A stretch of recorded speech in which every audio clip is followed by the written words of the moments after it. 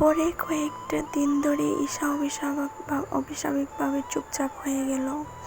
অফিসে সে আগের মতো কাজ করতো, সবার সঙ্গে কথা বলতো, কিন্তু মেহেরের সঙ্গে প্রয়োজনের বাইরে কোনো কথা বলতো না।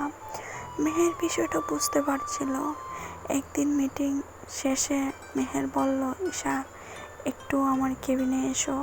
ঈশা ঢুকতেই মেহের দরজা বন্ধ করে জড়িয়ে ধরল। ঈশা বলল, ছাড়ো, যদি কেউ দেখে ফেলবে। কেউ দেখবে না। মেহের বলল, তুমি আমাকে এড়িয়ে চলছো কেন? আমি তো এমন কিছু করছি না। করছো, আর আমি সেটা বুঝতে পারছি।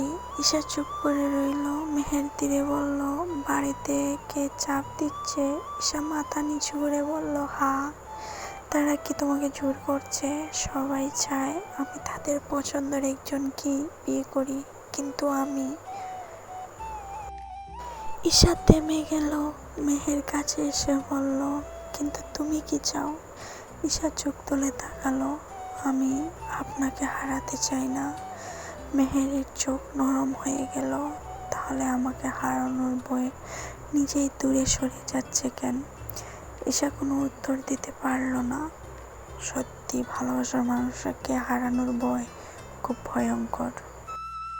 মেহের বলল, আমি তোমাকে কোনো সিদ্ধান্ত নিতে বাধ্য করব না। তোমার জীবন, তোমার সিদ্ধান্ত। শুধু একটা কথা মনে রেখো, যাই হোক আমি তোমার পাশে থাকবো। ঈশার চোখে পানি এসে গেল। আপনি তো ভালো কেন? মেহের হেসে বলল, শুধু তোমার সামনে। ঈশা মৃদু হেসে ফেলল। ঠিক তখনই কেবিনের বাইরে থেকে একজন কর্মচারীর কণ্ঠ শোনা গেল, ম্যাম, বোর্ড মিটিংয়ের জন্য সবাই আপনার অপেক্ষা করছে। দুজন আবার নিজেদেরকে সামনে নিল।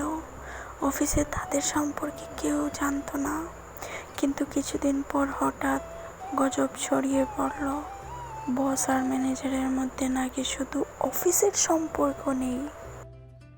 কর্মচারীদের ফিসফিস বাড়তে লাগলো। ঈশা সব শুনে চুপ করে থাকলো, কিন্তু মেহের বুঝতে পারল এই পরিস্থিতি ঈশার জন্য আরো কঠিন হয়ে উঠছে। একদিন ঈশা মেহেরকে বলল, আমি আর চাকরিটা ছেড়ে দেব। মেহের অবাক হয়ে বলল, কেন? আপনার জন্য আমার জীবন আরো কঠিন হয়ে যাচ্ছে, সবাই কথা বলছে।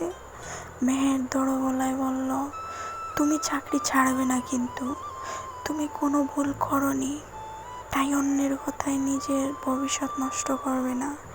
ঈশা তাকিয়ে রইল। মেহের ধীরে বলল, আর একটা কথা কি, আমার জন্য তুমি যদি চলে যাও, সেটা আমি কখনো মেনে নিতে পারবো না। ঈশার চোখ ভিজে উঠল। সে শুধু বলল, তাহলে আমাকে একা ছেড়ে দেবে না? মেহের উত্তর দিল, কখনো না। কিন্তু ঠিক সেই মুহূর্তে মেহেরের ফোনে একটা কল এলো। ফোনটা দেখে তার মুখটা গম্ভীর হয়ে গেল। ঈশা জিজ্ঞেস করলো, কে ফোন করেছে? মেহের ধীরে বলল, আমার পরিবার। কি হয়েছে? মেহের কিছুক্ষণ চুপ থেকে বলল, ওরাও আমার বিয়ের কথা বলছে। ঈশা স্থির হয়ে গেল। দুজনেই বুঝলো এবার শুধু ঈশার নয়, মেহেরেরও সামনে একই প্রশ্ন দাঁড়িয়ে গেছে। তারা কি নিজেদের ভালোবাসার জন্য পরিবার আর সমাজের সামনে দাঁড়াতে পারবে, নাকি পরিস্থিতির কাছে হার মেনে একে অপরের কাছ থেকে দূরে সরে যাবে? এখন অনেক কিছু বাকি রয়ে গেছে। কি হয় দেখা যাক।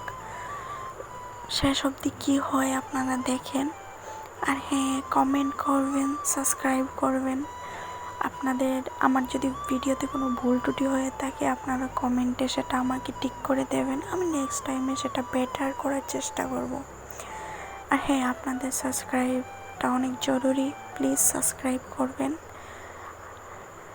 আর আপনাদের ভালোবাসা যেভাবে পাচ্ছি, সত্যি আমি খুব ভাগ্যবান যে আমি এমন ভালো ভালো ফ্রেন্ড সার্কেল পেয়েছি। তো আমার জন্য দোয়া করবেন, ভালো থাকবেন। আমিও আপনাদের জন্য দোয়া করব। তো এই গল্পের শেষে কি হয়, মেহের আর ঈশা কি একে অপরকে পায় কি না পায়, এটা দেখতে চান। যদি দেখতে চান তাহলে কমেন্ট করেন যে হ্যাঁ আপু বা হ্যাঁ দিদি দেখতে চাই। আর তো দি ভাই, থ্যাংক ইউ সো মাচ, আপনি এই ভিডিওটা আমাকে দিয়েছেন তার জন্য আই এম রিয়েলি থ্যাঙ্কফুল। কারণ এরকম একটা গল্প আমি পেয়েছি একজন আপুর কাছ থেকে, একজন দি ভাইয়ের কাছ থেকে। থ্যাংক ইউ সো মাচ দি ভাই, ভালো থাকেন, সুস্থ থাকেন, টাটা, বাই বাই। সাবস্ক্রাইব করতে ভুলো না। নতুন গল্প নিয়ে আবার আসবো। কমেন্টে বলো তুমি হলে কি করতা। টার্গেট 1K লাইকস পূরণ হলে নেক্সট পার্ট নিয়ে আসবো।